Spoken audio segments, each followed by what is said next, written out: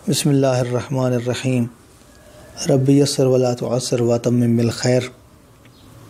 مومنین کرام، ولادت بسعادت قریب ہے امیر المؤمنین حضرت علی علیہ السلام کی 13 رجب المرجب، تو اس حوالے سے تمام مومنین کی خدمت میں بالعموم اور زمانے کے امام کی خدمت میں بالخصوص مبارکباد عرض ہے۔ مولا متقیان کے فضائل کا کوئی احاطہ نہیں ہے۔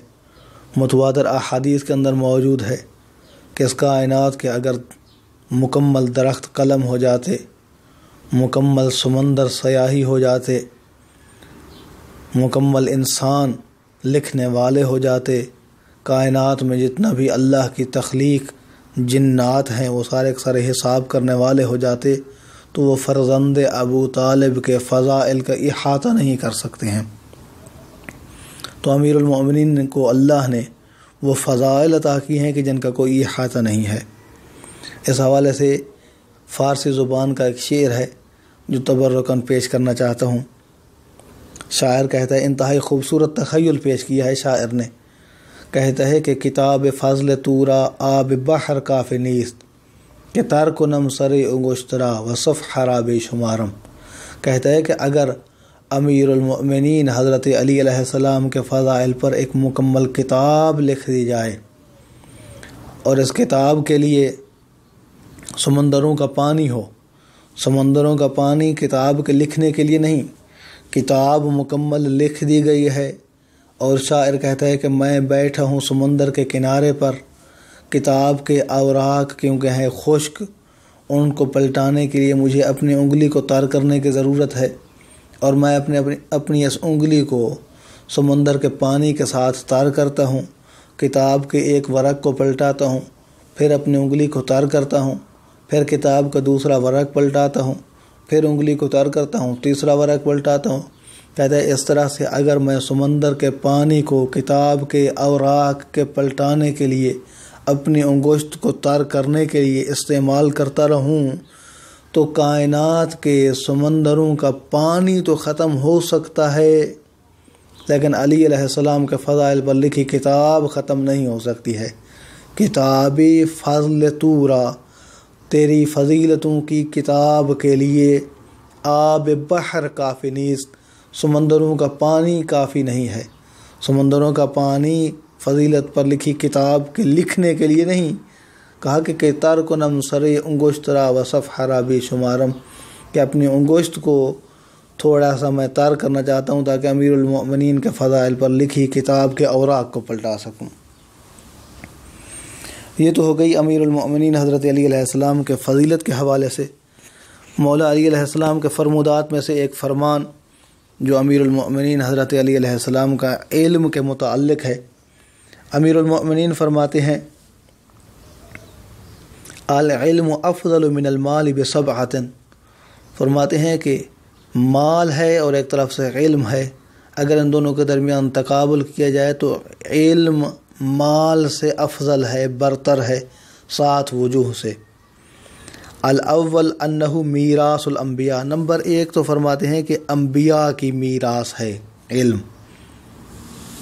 والمال میراث الفراعنہ، لیکن جو دنیا کے بادشاہ تھے، جو فرعون تھے، ان کی میراث اموال ہوا کرتا ہے۔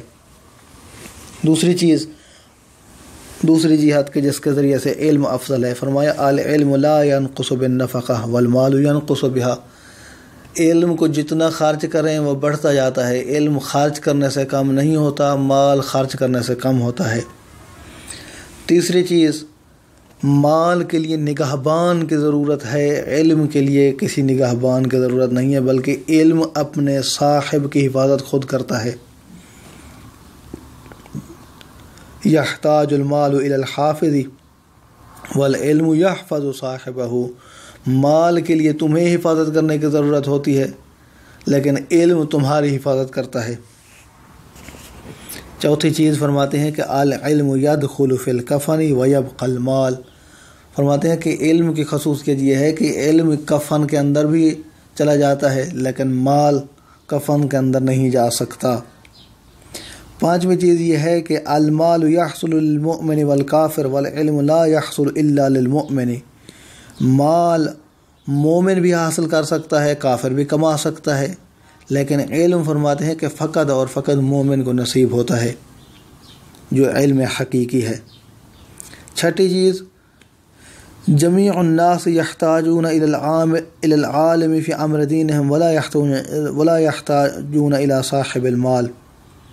جتنا بھی لوگ ہیں وہ سارے کے سارے عالم کے تو محتاج ہیں اپنے دینی امور میں، لیکن ہر بندہ مال والے کا محتاج نہیں ہے، ثروت مند کا محتاج نہیں ہے، لیکن ہر بندہ دینی معاملات میں عالم کا محتاج ضرور ہے، چاہے وہ صاحب مال ہے یا صاحب مال نہیں ہے۔ ساتویں جہت جس کے ذریعے سے علم مال سے افضل ہے، فرمایا العلم یقوی الرجل علی المرور علی الصراط والمال یمنعہ۔ قیامت کے دن پل صراط کو عبور کرنے کے لیے سب سے مددگار چیز علم ہے۔ فرماتے ہیں علم پل صراط کو عبور کرنے میں مددگار ہوگا، جبکہ مال روکے گا پل صراط عبور کرنے سے۔ تو اس حوالے سے دعا ہے کہ اللہ کی ذات ہمیں علم دین و دنیا حاصل کرنے کی توفیق عطا فرمائے۔ اپنا بہت سارا خیال رکھیے گا۔ محمد نقی جسکانی کو حوزہ علمیہ نجف اشرف سے شیعہ پوائنٹ سے اجازت دیجیے۔ والسلام علیکم ورحمۃ اللہ وبرکاتہ۔